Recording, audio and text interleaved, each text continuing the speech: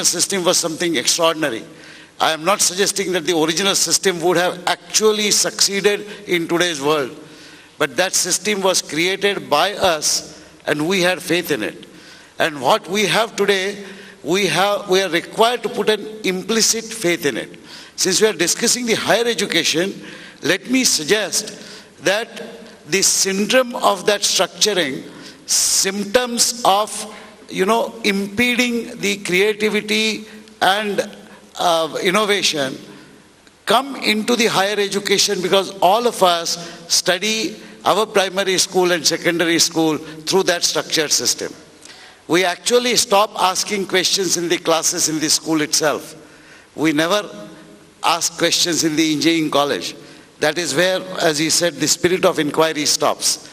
That the spirit of inquiry still prevails is because there is always a percentage of people who would retain that spirit no matter what you do to them, no matter what the system does to them.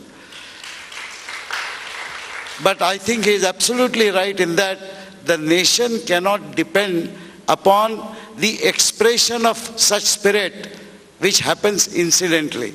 I think we must design mechanisms which permits these things. Thank you, Professor Bhat. Last but not the least, let me request the flamboyant professor from IIM. He has a penchant for completely revamping the village economy system through a whole lot of entrepreneurship at that place.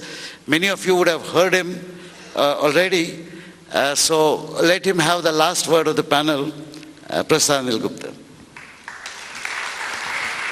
Thank you very much. I was definitely intrigued by many of the remarks of the fellow panelists, and also the questionnaire that you have circulated. The very last column of this 2-page survey says, could this money be better spent elsewhere? And 36.9% say can't say. And I want to focus on this can't say. Because to me, this is the essence. Why can't you say? There's a very, very beautiful story, many of you must have heard, of Sherlock Holmes.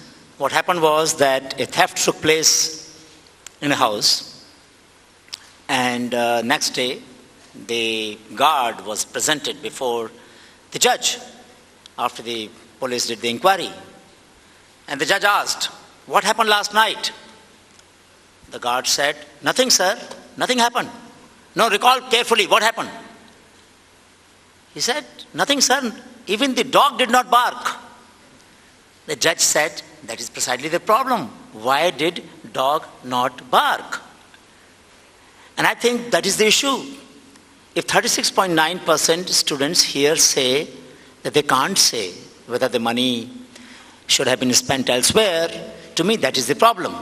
Now I want to ask a question before I submit my viewpoint. Many of you come from places which your parents live in housing societies, isn't it? Raise hands, those people who live in the housing societies having private security. In other words, your society where your parents have a house has its own arrangements for securing the residents. How many of you have such arrangement? Please raise hands. You know what it does indicate? It indicates that in an India in which you are living and in India which I lived my childhood are different Indias. In my childhood, and my colleague panelists will verify this, we didn't have private security in our housing complexes, right? We felt safe. Our parents wouldn't be worried when we were playing on the street that something might happen to us.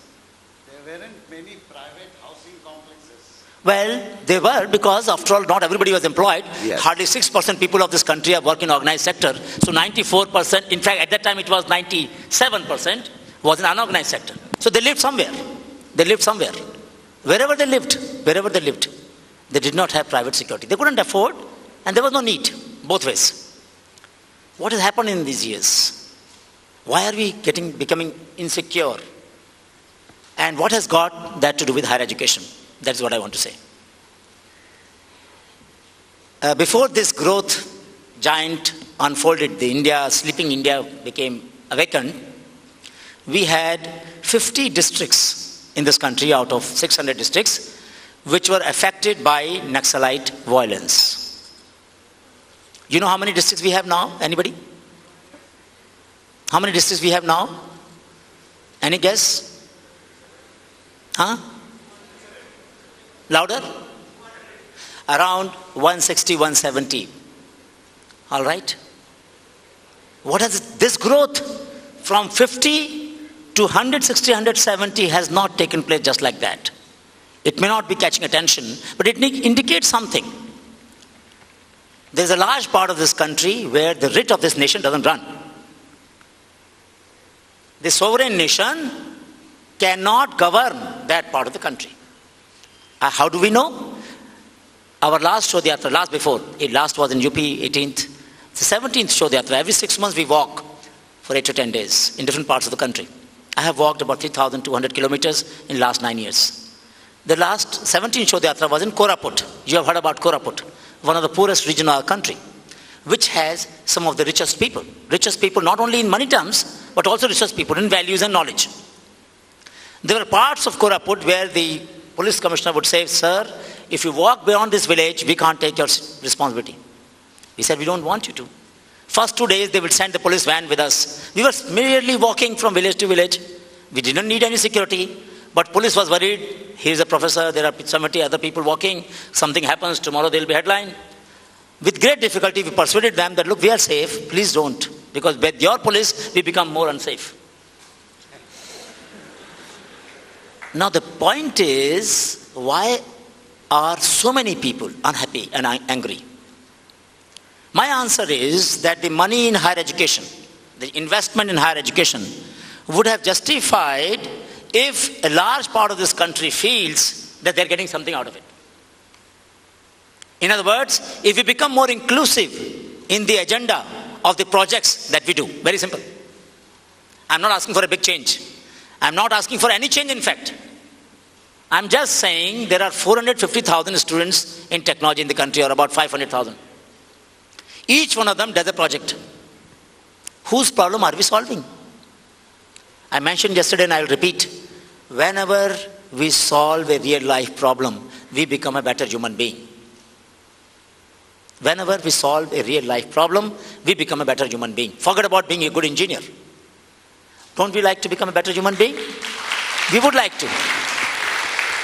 Why is it then the passion for solving real life problems? I don't care whether you solve the problems of only the people in the rural areas.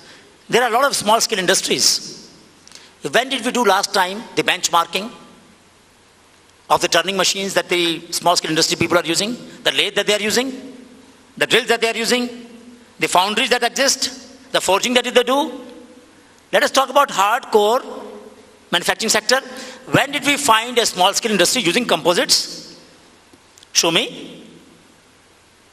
You know, there are technologies available by which the Daimler Chrysler, I don't know whether I'm pronouncing the name right, uses composites in its car made by CSIR technology. I know that because I was chairing their working group on rural development and science in the last few months ago. If an international car company can use composites using organic substances, biological substances, wouldn't Indian manufacturers like to use it? Surely they would like to use it. It must be meeting that standard, otherwise they wouldn't use it. How many small-scale entrepreneurs know about this? And why don't they know about it? Who will make them aware? So I would say that when only 6% people of this country, only 6% people of this country reach the post-graduation level, then you can imagine 94% are not reaching there. 60% people drop out below the 10th class. 60% people drop out at the 10th class. What do they care whether their higher education exists or not?